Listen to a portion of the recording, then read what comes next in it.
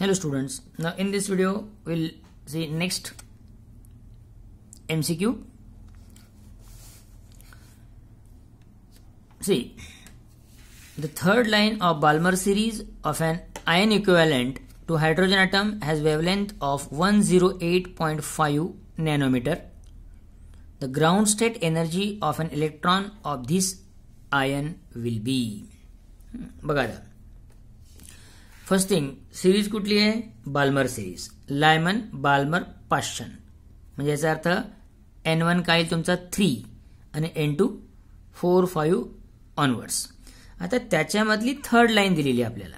म्हणजे बघा आता फॉर बाल्मर सिरीज आपण N1 काय घेतो 2, लायमन बाल्मर दुसरा सिरीज आहे ना ते, त्यामुळे N1 किती 2 आणि N2 काय असतो 3 4 5 ऑनवर्ड्स. तर याची तिसरी लाईन, ही झाली पहिली लाईन, ही दुसरी लाईन, ही तिसरी लाईन. म्हणजे N1 2 आणि N2 5. बेसिक फॉर्म्युला आपल्याकडे 1 लॅम्बडा आर झेड स्क्वेअर 1 आता तुम्ही म्हणाल मागच्या फक्त आपण आर वापरला. जेव्हा हायड्रोजन असतो तेव्हा आपण झेड काय घेत असतो 1 स्क्वेअर 1, त्यामुळे ते लिहित नाही. आता हे आयनसाठी केस थोडी वेगळी आहे, त्यामुळे आपण विथ ॲटॉमिक नंबर फॉर्म्युला वापरतोय. 1 lambda is equal to R Z square 1/2 square 5 square. Okay, हे सॉल्व्ह केलं आपण. आर झेड स्क्वेअर हे 25 इकडे जाईल, हा 4 म्हणजे 21 आणि हा 25 4 100. Okay, so 21/100. इथे झेड स्क्वेअर जर काढायचा म्हटला तर काय होईल, हा 100 इकडे मल्टिप्लाय होईल आणि आर इंटू 21 डिवाइड होईल. हा लॅम्बडा तसाच. ओके, म्हणजे 1 लॅम्बडा तसाच आहे. झेड स्क्वेअर करण्यासाठी आर डिवाइड होईल, 21 डिवाइड होईल आणि 100 मल्टिप्लाय होईल. 100 लॅम्बडा आर इंटू 21. आपल्याला लॅम्बडाची व्हॅल्यू प्रोव्हाइड केलेली आहे 108.5 नॅनोमीटर. नॅनो म्हणजे 10⁻⁹. साधारण 160 घेतलं तरी चालेल. 108 हे बघा.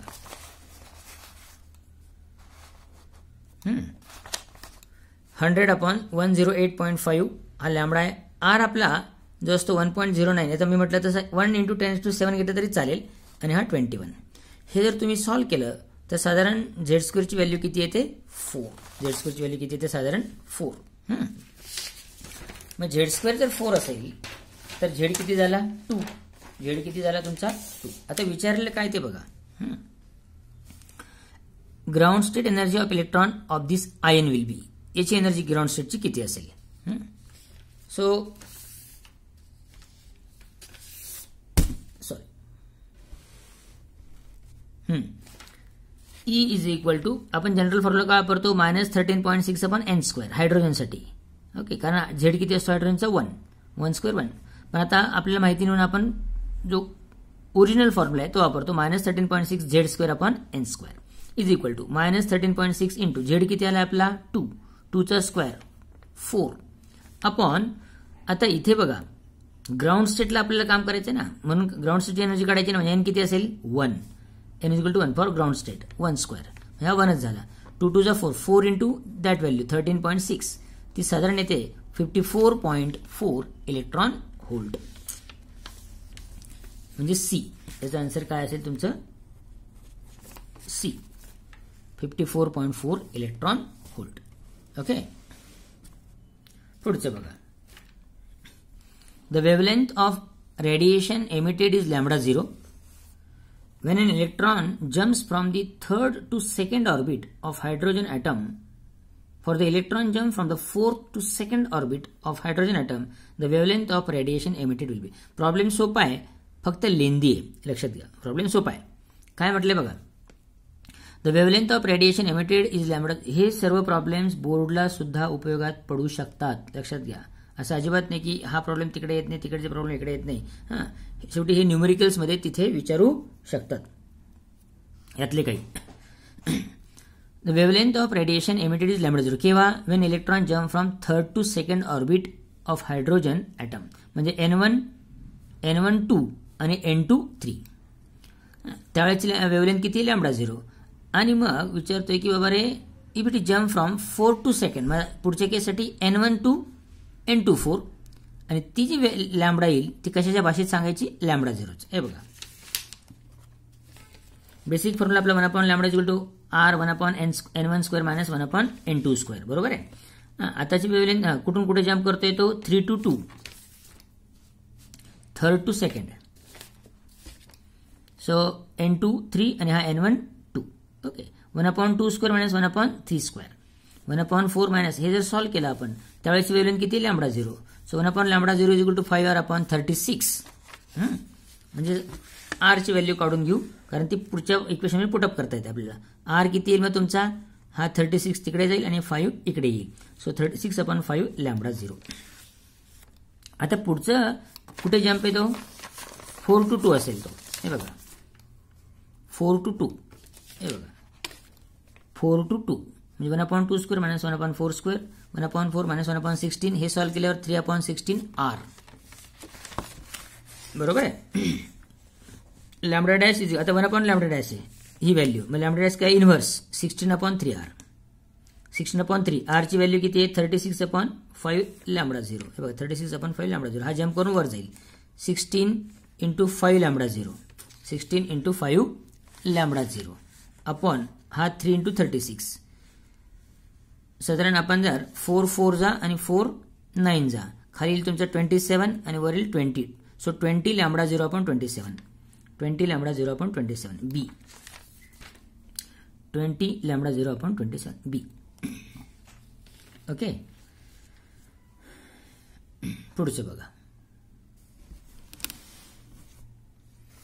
According to Bohr's theory the wave number of last line of Balmer series. हेही सोपं आहे. हे बघा इथे साधारण 1.1 किंवा 1 10⁷ चालतो घेतलेला. 1ने काय होतं, पटकन कॅल्क्युलेशन सोपे होतात आणि आपल्याला आन्सरला अप्रोच करायचं असतं. आता वेव्ह नंबर म्हणजे काय असतं, 1/λ रेसिप्रोकल ऑफ वेव्हलेंथ, त्याला काय म्हणतात वेव्ह नंबर. आपल्याकडे बेसिक फॉर्म्युला काय आहे, 1/λ is equal to R in bracket 1/n² minus 1/n². Okay, हे बघा आता विचारलं काय आहे, लास्ट लाईन ऑफ बाल्मर. पहिली गोष्ट बाल्मर म्हणजे काय, दुसरी सिरीज. लायमन बाल्मर म्हणजे N1 काय येईल 2 आणि मग 3 4 5 onwards up to infinity. Last line विचारली म्हणजे N2 किती झाला, infinity. Basic formula 1/λ equal to R 1/2 square म्हणजे N1² मायनस 1/n म्हणजे इन्फिनिटी. हे तर 0च झालं म्हणजे r/4. 1/λ किती आला, r/4. आपल्याला काय विचारलंय, वेव्ह नंबर म्हणजे 1/λ विचारलाय, r/4. आर किती आहे, 1.1 × 10⁷ गिवन येतो बाय 4, साधारण 1/4. 1/4 × 10⁷. याला आपण 1 ने मोठा जर केला तर हा 11 × यातनं 1 घेतला म्हणजे 10 काढून घेतला, 10⁶. आणि 11/4 म्हणजे साधारण 2.75 × 10⁶ पर मीटर. 1/λ आहे ना तो, सी 2.75 × 10⁶ पर मीटर. 81 बघा.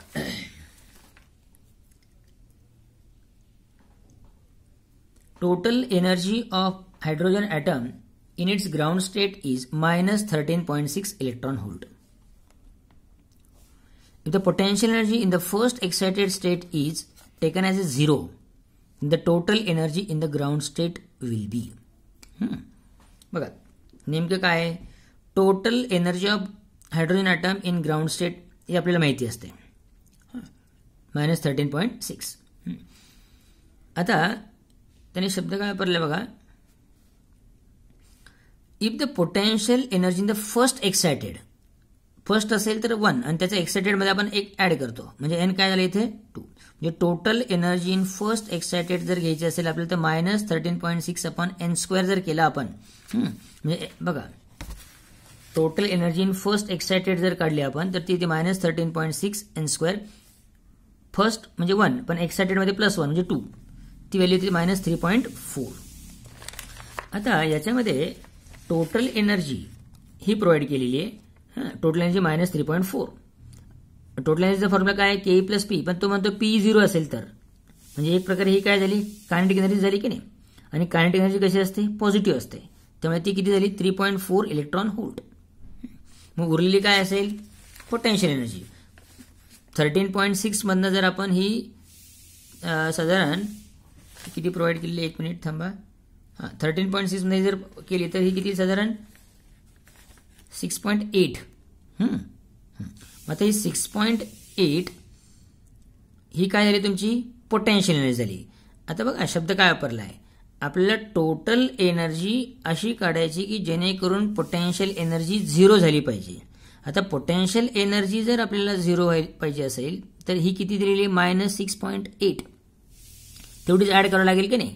हे बघा, to find total energy in this case so that potential energy is 0 we have to add 6.8 electron volt. म्हणजे काय होईल, हा -6.8 ही जी रिमेनिंग पोटेन्शियल एनर्जी ती आणि याच्यात ही ऍड केली तर ही काय होईल 0.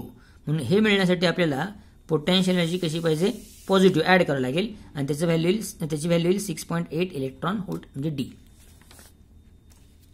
हे बघा डी पॉझिटिव्ह, कारण तेवढी ऍड करायची, मायनस नाही. ऍक्च्युली पोटेन्शियल निगेटिव्ह असते पण ती न्यूट्रलाइज करण्यासाठी आपल्याला तेवढी त्याच्यामध्ये काय करायची, ऍड म्हणून positive. Which of the following is true, which of the following is true. हे सोपं आहे बघा. Lyman series is a continuous spectrum. नाही, लायमन सिरीज काय असतो, लाईन स्पेक्ट्रम. त्यामुळे हे रॉंग आहे. पाश्चन series is a line spectrum in infrared. Actually आपण थेरी जेव्हा शिकलोय तेव्हा सांगितलेलं आहे की कोणत्या सिरीजसाठी कोणतं रिजन असतं, कोणत्यासाठी कोणतं रिजन असतं हे माहिती पाहिजे आपल्याला. लायमनसाठी काय असतं, यूव्ही. पाश्चनसाठी काय असतं, इन्फ्रारेड. बाल्मरसाठी काय असतं, व्हिजिबल स्पेक्ट्रम, व्हिजिबल रिजन. त्यामुळे बघा, Balmer series line spectrum in ultraviolet हे रॉंग आहे. आणि the spectral series formula can be derived from the Rutherford model नाही. त्यामुळे आन्सर करेक्ट काय याचं B. Paschen series is line spectrum in infrared किंवा नियर इन्फ्रा असं म्हटलं तरी चालतं, बी. 83 बघा. Every series of hydrogen spectrum has an upper and lower limit in wavelength. The spectral series which has an upper limit of wavelength equal to 18750 angstrom is. याच्यासाठी आपल्याला तसं पूर्ण सोडवावं लागतं. Trial and error basis. यासाठी आपल्याला काय करावं लागतं, ऍक्च्युली ट्रायल अँड एरर बेसिससाठी जावं लागतं. हा पण एक लेंथी प्रॉब्लेम होऊ शकतो. काय म्हटलं बघा, every series of hydrogen spectrum has an upper and lower limit of wavelength. The spectral series which has an upper limit of wavelength equal to. वरची जी वेवलेंथ आहे ती साधारण 18,752 कुठल्या सिरीजसाठी आहे. तर आपल्याला हे बघा 4 सिरीज बाल्मर, लायमन, पाश्चन आणि फंड दिल्या याच्यात. आता पहिली सिरीज लायमन आहे त्याच्यासाठी N1 1 असतो, N2 2 असतो, बरोबर आहे. दुसऱ्यासाठी असतो बाल्मरसाठी N1 2, N2 3, पाश्चनसाठी N1 3, N2 4 आणि ब्रॅकेट दिलेलीच नाही त्याने आपल्या याच्यामध्ये. आणि फंडसाठी असते N1 5, N2 6. आपला formula 1/λ is equal to R 1/N1² - 1/N2². आपल्याला ह्या व्हॅल्यू टाकून पटपट चेक करावं लागतं. R घेताना 1 × 10⁷ घेतला तरी चालतो. 1 टाकून बघायचं, इथे 1 आणि 2 म्हणजे 1² 2² आणि R ची व्हॅल्यू तो लॅम्बडा काढून बघायचा. 2 3 तो टाकून बघायचा, 3 4 ते टाकून बघायचं आणि 5 6 टाकून बघायचं. हे सॉल्व्ह केल्यानंतर आपल्याला 18,752 ची व्हॅल्यू ज्या केससाठी मिळेल ती असते तुमची Paschen series. So see, yes Paschen series. Okay. 84 बघा. The wave number of photon in bracket series of hydrogen atom is 9/400 R. The electron has transited from the orbit having quantum number. परत बघा, wave number काय provide केलेला आपल्याला. The wave number of photon in bracket series of hydrogen atom is 1/λ दिलेला आहे. हा काय दिलेला आपल्याला 1/λ. तो किती दिलेला आहे 9/400 R. The electron has transited from कुठून कुठे जम्प करेल तो. सिरीज कोणती, ब्रॅकेट. सोपं आहे फार आहे. हे बघा, फॉर ब्रॅकेट सिरीज 4थी सिरीज असते लायमन, बाल्मर, पाश्चन, ब्रॅकेट म्हणजे N1 4 आणि N2 काय 5 6 ऑनवर्ड्स. मग आपल्याला हे बघायचं की इथनं म्हणजे 1/λ म्हणजे वेव्ह नंबर दिलेला आहे तो किती 9/400 R. हे मिळण्यासाठी, हा वेव्ह नंबर मिळण्यासाठी आपल्याला कुठून जम्प करायचा आहे म्हणजे N2 काढायचा आहे. काय काढायचं आहे N2. सो ब्रॅकेटसाठी हा फिक्स आहे, एकच नंबर असतो. आता 1/λ ची व्हॅल्यू किती आहे, wave number 9/400 R is equal to R तसाच 1/N1 किती 4² 16 - 1/N2² जो काढायचा आहे. R cancel. 9/400 is equal to 1/16 minus 1/n2 square. बाकी किरकोळ मॅथमॅटिक्स आता आहे. हे इकडे आणल्यावर पॉझिटिव्ह होईल, हे तिकडे गेल्यावर निगेटिव्ह होईल. 1/n2 square is equal to 1/16 minus 9/400 is equal to 400 तुमचा एलसीएम आला. 400 साठी इकडे आपल्याला 25 ने मल्टिप्लाय करायला लागेल. 25 मायनस 9/400 16/400 म्हणजे 1/25. हे इन्व्हर्स केलं. हे काय 1/n2 स्क्वेअर 1/25. n2 स्क्वेअर किती येईल 25. n2 किती येईल 5. म्हणजे याचा अर्थ जम्पिंग कुठं होईल 5 to 4.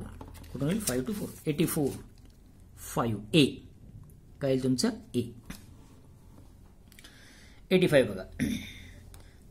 The longest wavelength of Lyman series is. हे पण सोपं आहे फार. पहिली गोष्ट लायमन सिरीज आहे. लायमन सिरीजसाठी तुमचा n1 किती असतो 1 आणि लॉंगेस्टसाठी आपण काय घेतो n2 चा पहिलाच नंबर घेतो. मग तो काय येईल 2. हे बघा कोणता आहे हा लॉंगेस्ट वेवलेंथ लायमनसाठी n1 किती असतो 1 आणि n2 ची व्हॅल्यू 2 3 4 5. लॉंगेस्टसाठी आपण काय घेतो पहिलाच नंबर आणि तुम्हाला सांगितलं. आणि शॉर्टेस्टसाठी काय असतो इन्फिनिटी. काही नाही 1/λ is equal to r 1/1 square 1/2 square r 1/ हे सगळं केल्यावर काय होईल 3r/4 3r/4 1/λ म्हणजे लॅम्बडा काय येईल इन्व्हर्स 4/3r 4/3 इंटू r. आता r इथे हा किती सोपं आहे बघा. आता 4/3 कुठले कुठले आहेत 4/3 हे एक आहे म्हणजे 4/3 एकच आहे. बी आणि डीचा विषय संपला. आता 4/3 अपॉन r आहे त्यामुळे हा जो नंबर येईल 4/3 अपॉन r म्हणजे a घ्यावा लागेल आपल्याला. हे बघा 1.09 इंटू 10⁷ मीटर असतो पर मीटर असतं ऍक्च्युली ती व्हॅल्यू. हे कन्वर्ट केलेले सेंटीमीटरमध्ये. त्यामुळे लॉजिकल थिंकिंग करायचं. पहिली गोष्ट 4/3 r आलेलं आहे 4/3 r. हे बघा हे तर मॅच होत नाही हे मॅच होत नाही. 4/3 हे दोन आहेत पण इथे वर r आहे इथे खाली r आहे. हे करेक्ट आहे ए. 86 बघा. The first member of Paschen series in hydrogen spectrum is of wavelength 18,800 angstrom. The short wavelength limit of Paschen series. आता परत तेच डायरेक्ट सुद्धा ही व्हॅल्यू काढता येते. बोर्डसाठी आपल्याला याचा वापर करावा लागतो पण डायरेक्ट कसं काढणार शॉर्ट वेवलेंथसाठी कोणती पाश्चन सिरीज लायमन बाल्मर पाश्चन तिसरी सिरीज म्हणजे n1 3 आणि शॉर्ट आहे म्हणजे n2 इन्फिनिटी. डायरेक्ट व्हॅल्यू काढू शकतो आपण याची. म्हणजे काय करायचं 1/λ इज इक्वल टू r 1/ कुठली सिरीज आहे पाश्चन म्हणजे n1 म्हणजे 3 स्क्वेअर 1/9 मायनस 1/∞ तिथं 0 होईल म्हणजे r/9 1/λ r/9 आणि मग लॅम्बडा काय येईल 9/r काय येईल तो 9/r. हे बघा लॅम्बडा काय येईल 9/r 9/1च घ्या डायरेक्ट इंटू 10⁷ म्हणजे साधारण 9च्या रेंजमध्ये 9च्या जवळ 9 इंटू 10⁷ हा वर जाऊन -7 होईल म्हणजे 9 इंटू 10⁷ सॉरी -7 म्हणजे साधारण 9000 अँगस्ट्रॉमच्या क्लोज कोणी बघू 86 मध्ये. हा बघा 9000 अँगस्ट्रॉमच्या क्लोज 8225 सी करेक्ट. ओके 87 बघा. The de Broglie wavelength of an electron. The de Broglie wavelength of an electron in a first Bohr orbit is. आपण अशा टाइपचं 75 मध्ये शिकले बघा. 75 मध्ये बघा सर्कम्फरन्स ऑफ डी ब्रॉग्ली किती असतो n लॅम्बडा म्हणजे n into lambda equal to काय येईल the de Broglie wavelength of an electron in the first orbit is equal to circumference of first orbit. n lambda घेतो ना मग 1 किती येईल लॅम्बडा किती येईल तुमचा सॉरी n किती येईल 1 इंटू लॅम्बडा म्हणजे सर्कम्फरन्स किती येईल lambda. So equal to circumference of first orbit ही ती लॅम्बडा येईल.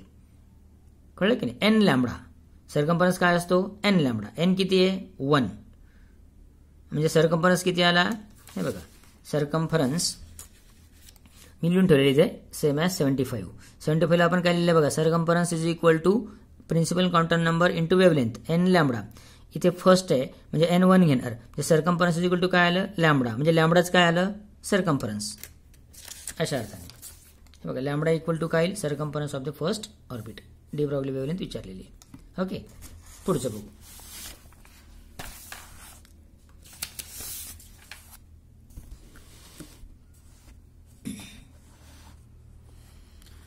हां, which of the following are in the ascending order of wavelength. हे फारच सोपं आहे. आपल्याकडे सिरीजच तयार आहेत. Lyman, Balmer, पाश्चन. बी असेंडिंग वाढत्या क्रमाने. लायमन सिरीज लिमिटचा अर्थ काय N2 इन्फिनिटी घेतो आपण, म्हणजे इथे काय N1 1 N2 इन्फिनिटी, इथे N1 2 N2 infinity, N1 3 N2 infinity. तर विचारलं आपल्याला असेंडिंग ऑर्डर वेव्हलेंथ, तर ती काय मिळेल B Lyman series limit, Balmer series limit, Paschen series limit. Lyman, Balmer, Paschen. The correct formula for wave number सोपा आहे. 1/λ 1/λ इज इक्वल टू काय फॉर्म्युला आपल्याकडे. आता इथे फक्त बघायचं, इथे PN काय नेमकं दिलेलं आहे आपलं, काय ठरलेलं आहे इथे, म्हणजे हा जो पहिला नंबर असेल हा कोणता आहे, हा जिथे जंप करतो ते, आणि हा जो असतो दुसरा ज्याच्यावरनं जंप, हे तर पहिले हे राहणारच नाही कारण स्क्वेअर नाहीच इथे, त्यामुळे CDचा प्रश्न संपला. राहिला प्रश्न A आणि Bचा. आता इथे काही काही ठिकाणी 1/p² - 1/n² फॉर्म्युले आहेत. फक्त इथे बघायचं काय कुठून कुठे जंप येते. Electron jumps from quantum number P, म्हणजे हायर आहे हा, म्हणजे हा N2 झाला. हायर म्हणजे हा इथे येईल p², आणि हा N1 येईल म्हणजे N, म्हणजे हा B येईल. जिथे जंप करतो तिथे आहे आणि जिथनं जंप करतो ते हे, बस एवढं लक्षात ठेवा. आणि हा 1/λ म्हणजे वेव्ह नंबर, त्याला म्यू बार म्हणतात. Okay, so B. The colour of second line of Balmer series is. हां, आता याच्यामध्ये कसं ओळखायचं, सिरीज कोणती आहे बाल्मर. बाल्मरसाठी लायमन बाल्मर म्हणजे N1 2 आणि N2 काय येईल 4, बरोबर आहे. इथे मी लिहून ठेवलेलं बघा, ब्ल्यू का ते आन्सर ब्ल्यू येईल. The wavelength that we get for this case N1 2 N2 4. Second line of Balmer series is matches with the wavelength of blue colour. हे जर आपण सॉल्व्ह केलं म्हणजे फॉर्म्युल्यात जर व्हॅल्यू टाकल्या 1/λ 1/n1² - 1/n2², ह्या व्हॅल्यू टाकल्यानंतर जी वेव्हलेंथ मिळते, ती वेव्हलेंथ आपला जो व्हिपगॉर आहे व्हायलेट टू रेड, याच्यामध्ये जी ब्ल्यू कलरची वेव्हलेंथ आहे त्याच्याशी जवळपास मॅच होते, आणि म्हणून इथे काय आहे ब्ल्यू. Okay, good. पुढचा 91.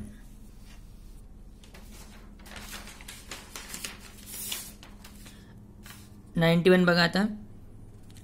On the lines in the emission of lithium 2 has the same wavelength as that of the second line of Balmer series in hydrogen spectrum, the electronic transition corresponding to. आता series कोणती आहे, Balmer series आहे. Series कोणती आहे Balmer. बाल्मरमध्ये काय होईल तर Lyman Balmer म्हणजे N1 2.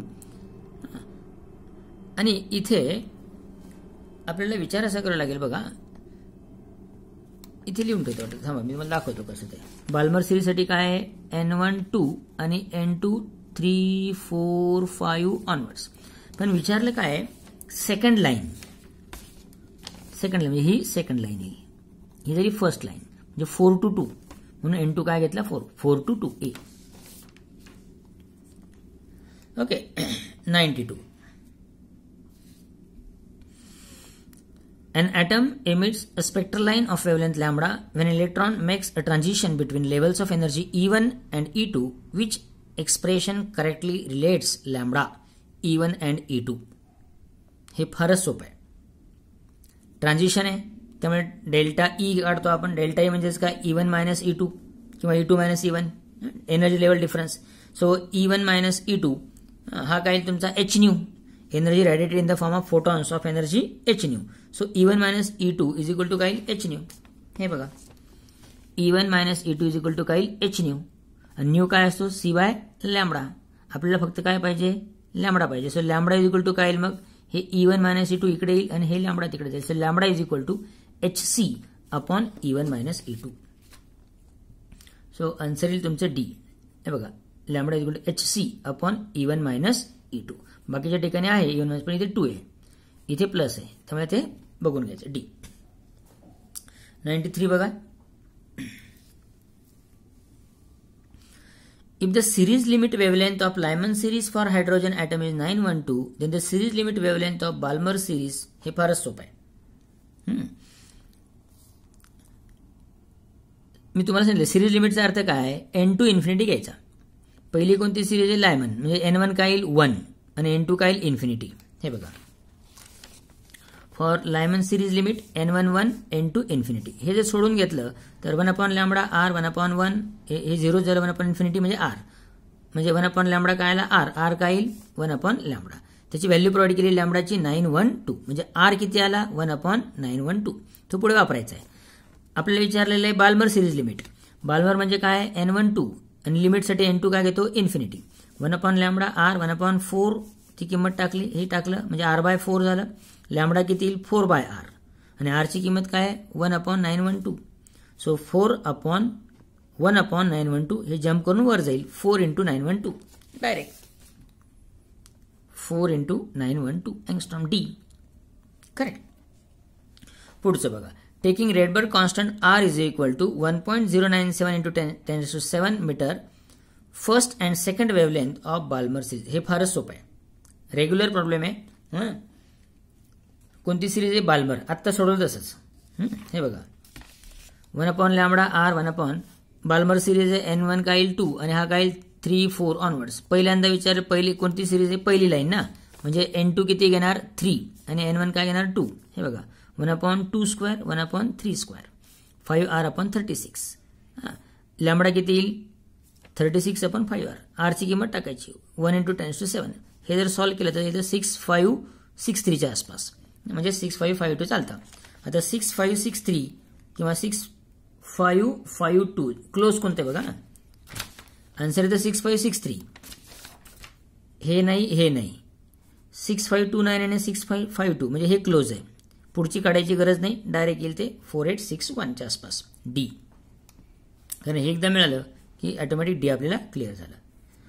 The energy of electron in the nth orbit of hydrogen atom is expressed as En is equal to -13.6 n² upon n² electron. The shortest and longest wavelength of Lyman series. आत्ताच काढला आपण. Regular फॉर्म्युलाचा वापर करायचा. Shortest wavelength काढून घ्यायची आणि longest काढून घ्यायची. आपल्याला साधारण ती 911च्या किंवा 912च्या आसपास मिळते. मागे काढले आपण, म्हणजे 912च्या जवळ कोण आहे इथे 910. पुढचं काढायची गरज नाही. ए 95. ओके, सॉरी 95चं ए. Okay, good, thank you.